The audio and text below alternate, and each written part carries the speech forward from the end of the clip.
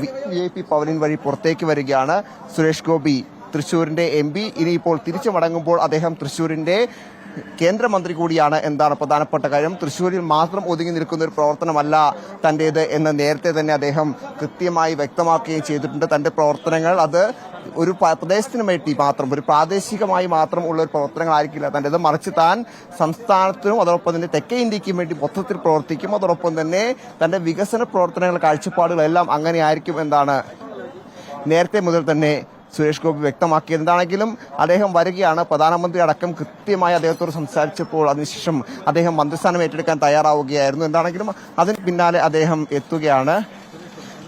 സുരേഷ് ഏട്ടാ, മന്ത്രിസ്ഥാനത്തേക്കുള്ള യാത്ര എന്താണ് പറയാനുള്ളത്? ഒന്നും ഇപ്പൊ പറയാനില്ല, കാരണം അവിടെ എത്തി വേഗം എത്താൻ പറഞ്ഞിട്ടുണ്ട്. അതുകൊണ്ടാണ് ഒന്ന് വഴി പെണ്ണേ, ഇല്ല അതെല്ലാം നിങ്ങൾ പ്രതീക്ഷിക്കുക, അവരത് നൽകും. അത്രയേ ഉള്ളൂ. ഇല്ല ഇല്ല ഇല്ല ഇല്ല വളരെ കുറച്ച് സമയം മാത്രമാണ് അദ്ദേഹത്തിന് ഉള്ളത്. കാരണം വളരെ കുറച്ച് സമയം മാത്രമാണ്. കാരണം വേഗം പോകേണ്ടതുകൊണ്ട് ഇപ്പോൾ തന്നെ ഒരുപാട് താമസിച്ചു എന്നാണ് അദ്ദേഹം തന്നെ പറയുന്നത്. ആ പശ്ചാത്തലത്തിൽ അദ്ദേഹം എത്രയും വേഗം പോകാനുള്ള തിരക്കുകളുണ്ട്. അതുകൊണ്ട് തന്നെ അധികം സംസാരിക്കാൻ തയ്യാറായില്ല. എല്ലാം പിന്നീട് പറയാം എന്നാണ് അദ്ദേഹം. समय दीजिए, सब सेरेमनी खत्म होने के बाद मैं आपसे बोलूंगा, आपके द्वारा बोलूंगा. अब कुछ नहीं है मेरे पास.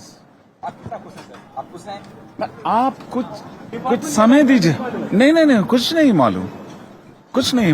मोदी तीसरी बार प्रधानमंत्री बनने जा रहे हैं, इसलिए क्या कुछ कहना है?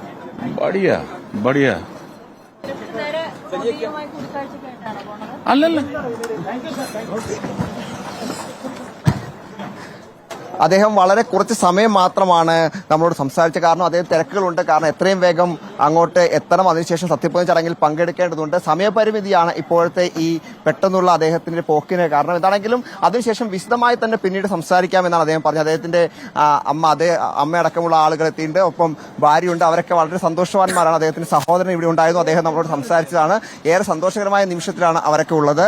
എത്രയും വേഗം ഇവർ നേരെ ഹോട്ടലിലേക്ക് പോകുന്നു. പിന്നീട് എത്രയും വേഗം തന്നെ സത്യപ്രതിജ്ഞ ചടങ്ങ് നടക്കുന്ന രാഷ്ട്രപതി ഭവനിലേക്ക് പോകാനുള്ള നീക്കമാണുള്ളത്. കാരണം വളരെ കുറച്ച് സമയം മാത്രമാണ് ഉള്ളതുകൊണ്ടാണ് ഇപ്പോൾ അധികം സംസാരിക്കാത്ത എന്ന് അടക്കമുള്ള കാര്യങ്ങൾ അദ്ദേഹം പറയുന്നുണ്ട്. അദ്ദേഹത്തിന്റെ വാഹനം എന്താണെങ്കിലും ഇവിടെ ദില്ലി വിമാനത്താവളത്തിന് പുറത്തേക്ക് പോകുന്ന കാഴ്ചകളാണ് നമ്മൾ കണ്ടുകൊണ്ടിരിക്കുന്നത്. ഇനിയിപ്പോൾ കേരളത്തെ സംബന്ധിച്ചിടത്തോളം കേന്ദ്രമന്ത്രിയായിട്ടായിരിക്കും നമ്മൾ സുരേഷ് ഗോപിയെ കാണാൻ പോകുന്നത്. ഏത് വകുപ്പുകളായിരിക്കും അദ്ദേഹത്തിന് കിട്ടുന്നത് എന്ന് തന്നെയാണ് ഈ ഘട്ടത്തിൽ ഏറ്റവും പ്രധാനപ്പെട്ട കാര്യം. കാരണം കേരളത്തെ സംബന്ധിച്ച് തൃശ്ശൂർ അടക്കമുള്ള വിവിധ പ്രദേശങ്ങളുടെ വികസനം, അതോടൊപ്പം തന്നെ സാംസ്കാരിക പൈതൃകമൊക്കെ കാത്തുസൂക്ഷിക്കാൻ തന്നാൽ കഴിയുന്നതൊക്കെ ചെയ്യുമെന്ന് അദ്ദേഹം നേരത്തെ തന്നെ വ്യക്തമാക്കിയിട്ടുള്ളതാണ്. അത്തരത്തിൽ അദ്ദേഹത്തിന് പ്രവർത്തിക്കാൻ നേരത്തെ ഒരു വകുപ്പ് കൊണ്ട് മാത്രം തന്നെ ഒതുക്കരുതെന്നടക്കമുള്ള കാര്യങ്ങൾ അദ്ദേഹത്തിന് പറഞ്ഞിരുന്നു. പ്രത്യേകിച്ച് നിരവധി വകുപ്പുകളിൽ തനിക്ക് ഏത് നേരവും സഹായങ്ങൾ അല്ലെങ്കിൽ അതുമായി ബന്ധപ്പെട്ട മറ്റ് പ്രവർത്തനങ്ങളൊക്കെ നടത്തേണ്ടതുണ്ട്. സ്വാഭാവികമായി അതുകൊണ്ട് തന്നെ അത്തരത്തിലുള്ള ഒരു കാഴ്ചപ്പാടിലായിരുന്നു അദ്ദേഹം മന്ത്രിസ്ഥാനവുമായി ബന്ധപ്പെട്ട ചർച്ചകളിലേക്ക് വന്നപ്പോൾ പറഞ്ഞത്.